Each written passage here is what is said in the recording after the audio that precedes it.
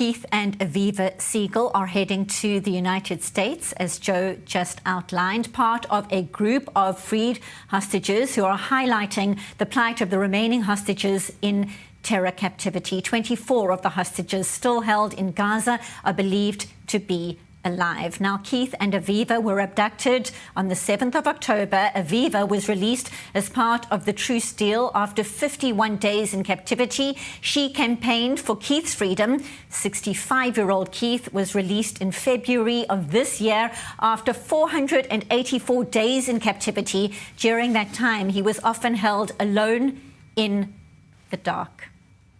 And now it's a pleasure to welcome Lee Seagull, brother of released hostage Keith Siegel. Thank you so much for joining us. Keith and Aviva are on their way to the United States, as we've been discussing.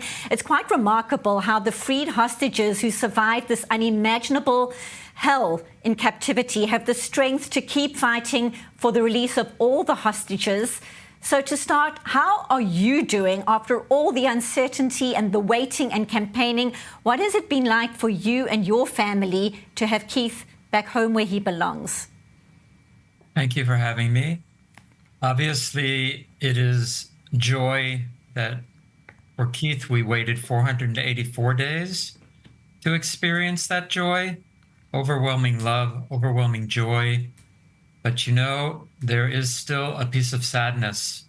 The 59 hostages remain in Gaza, hostages that Keith actually was with during part of his time in captivity, people that he has come to love and feel as though they are part of his family. A soldier, Matan Angrist, who is captive, believed to be alive. When we speak of 24 believed to be alive, we have to understand we are back to war, and believed to be alive tomorrow may not be true. Just so painful to think of what the hostages are going through, and we hear more and more testimonies as much. It just is a devastating time for the whole nation, waiting and waiting. And then Aviva and Keith both remaining so vocal all this time. And as we've been discussing, they're on their way to the United States. Lee, what is your sense of the impact right now President Donald Trump is having? American Israeli soldier Eden Alexander is still in captivity. The bodies of 4 Americans still being held by terrorists. Your sense of the impact the U.S. leader could be having right now ahead of these meetings in the U.S. in the coming days? We know that President Trump campaigned on his statement that he repeated many times. He is a president. He will be a president of peace, and he believes that all the hostages must be home and the war must end. That is something he continues to strive for, and we are asking, and Keith and Aviva will be asking, if they have the opportunity to meet again with the president, please continue your hard work. Continue the hard work of Mr. Witkoff and bring this war to an end. It's clear for a year or more, hostages will return when there is ceasefire, when there is peace. If not peace, ceasefire, the end of war. Negotiations can continue, but only when the hostages are home. And we wait to see what is going to unfold on the diplomatic front. We've been talking earlier on in the show about proposals and counter-proposals, an ongoing developing situation. Lee, specifically back to your brother, one cannot imagine what it must be like for Keith to have been back in Israel after 15 months of captivity, including months when he was held alone. What can you share about the way he's been able to try and adapt to life back in Israel? What have you seen? What stands out for you? What stands out for me is his incredible inner strength. And as you reported, his need, it's more than a desire, it's a need. He wakes up in the morning and he goes to sleep at night. How can I contribute to bringing the 59 hostages back home? That is what he is here for. That is all he can think about. There will be time, he tells us, for myself, when all of the hostages are home. That is his life. That is joyous on the one hand that he's here, but very sad that in many respects, he's still in Gaza. Until all 59 hostages are returned, those alive to start rebuilding, those deceased for a proper burial, Keith can't rest. Keith can't look after Keith. That's not what should be. The war needs to stop.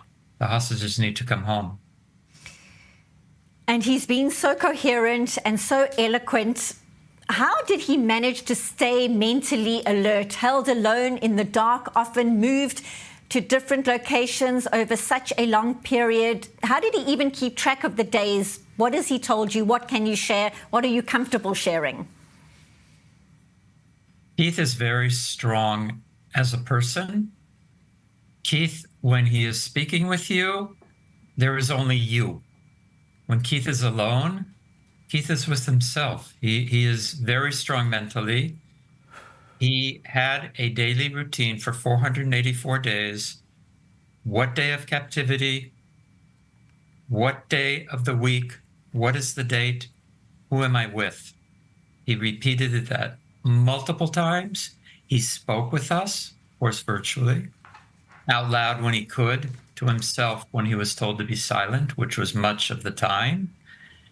He continued to be in contact with us. I know that sounds odd, almost impossible, but that's how he kept himself going, talking with family, talking with extended family, talking with friends, going back 40 years to people that he hasn't seen in 40 years, speaking, having a conversation in his mind, knowing that tomorrow will be a better day. Every day he gave thanks for a little bit of food, the quiet, that he's still alive, and hoping tomorrow would be a better day. He never lost hope.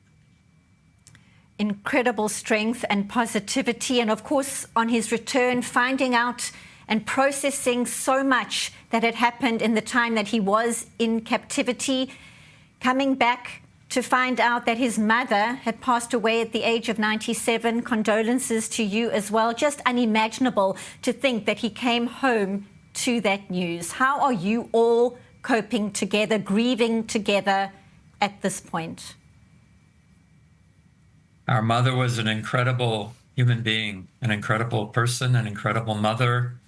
It's very sad that Keith would come back to a situation where he wasn't able to say goodbye. But, you know, we're thankful Keith is home.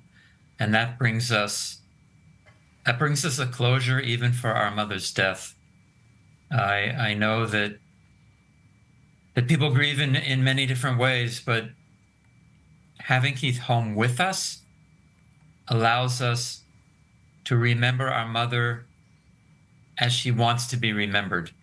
The mother of 4 children, a Zionist, a proud Jewish life and family. We're grieving, but we love.